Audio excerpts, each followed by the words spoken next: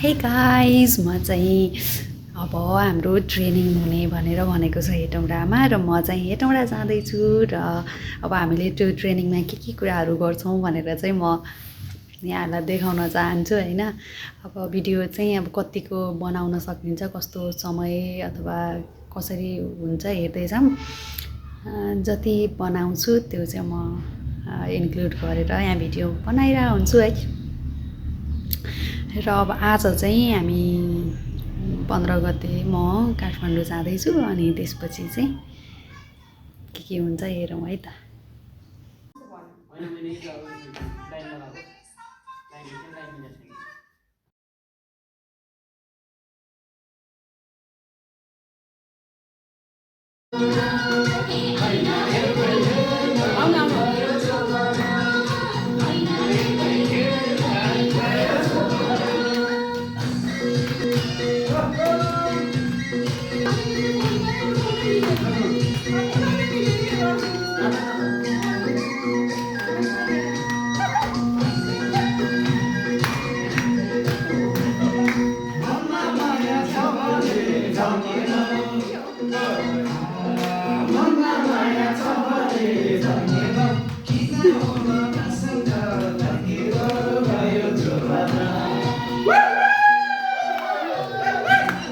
हामी चाहिँ दिदीबहिनी भेटघाट पनि भएको थियो यही बेलामा।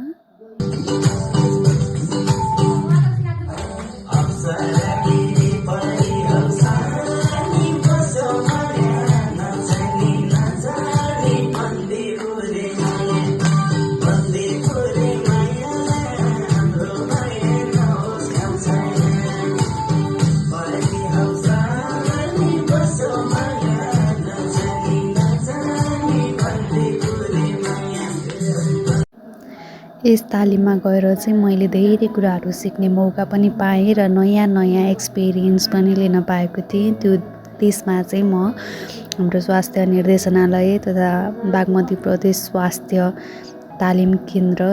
प्रति हार्दिक आभार पनि र मेरो सबैजना साथीहरूलाई पनि यो टाइमलाई चाहिँ यति धेरै मेमोरेबल बनाइदिनु भएकोमा धेरै धन्यवाद भन्न चाहन्छु।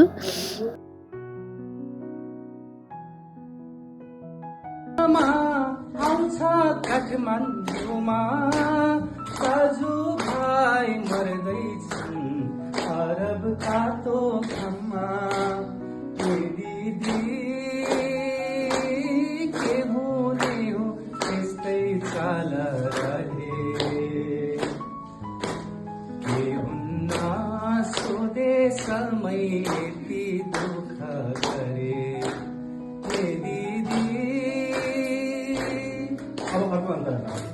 त्यो माया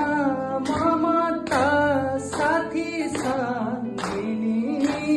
पाउँदैनौ कहिले नि लाख करोड फेरि दाजु घर हुन्न है पराई विदेशको। अब विकास गरौँ आफ्नै स्वदेशको। हे आमा मिठो खाने राम्रो लाउने कसले विदेश जान थाले झन् हाम्रा गाउँले। हे आमा मेरो सारा जीवन सबै तिमीलाई मिठा छेडहरू सबै तिमीलाई मेरो सारा जीवन सबै तिमीलाई मिठा छेडहरू सबै तिमीलाई मेरो खुसी मेरो सुख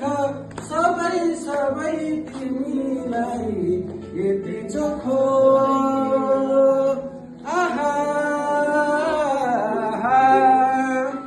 आँखाभित्र बस्नु तिमी छातीमा सफरीमा परिलाई सुस्तरी चिहाउनु। आँखाभित्र बस्नु तिमी छातीमा परिमा पनि मलाई सुस्तरी चिहाउनु सधैँ सधैँ तिमी मेरी माया मनी आउनु यति चोखो ओहो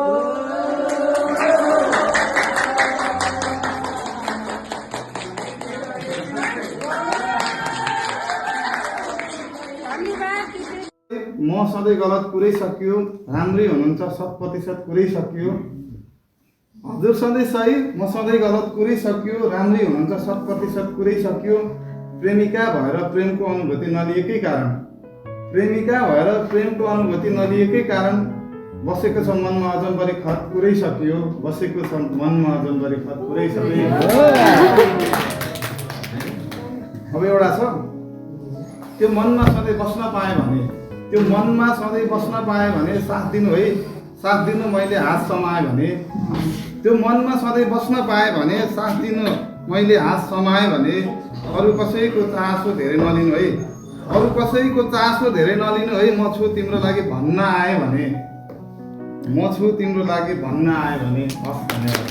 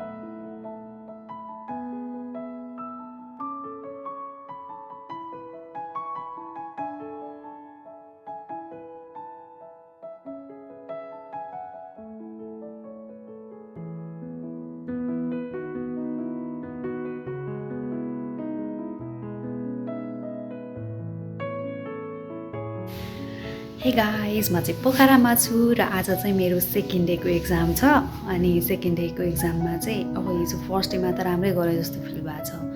अनि अब सेकेन्ड डेमा चाहिँ कस्तो गर्छु भन्ने लागिरहेछ खासै प्रिपेयर त छैन त्यही पनि राम्रै होला भन्ने चाहिँ आशा छ र पोखरा चाहिँ एक्लै आइपुग्यो है पोखरा एक्लै आउँदाखेरि चाहिँ एक्लै चाहिँ नआउनु पर्ने रहेछ कोही साथी चाहिँ चाहिने रहेछ जस्तो फिल पनि भएको छ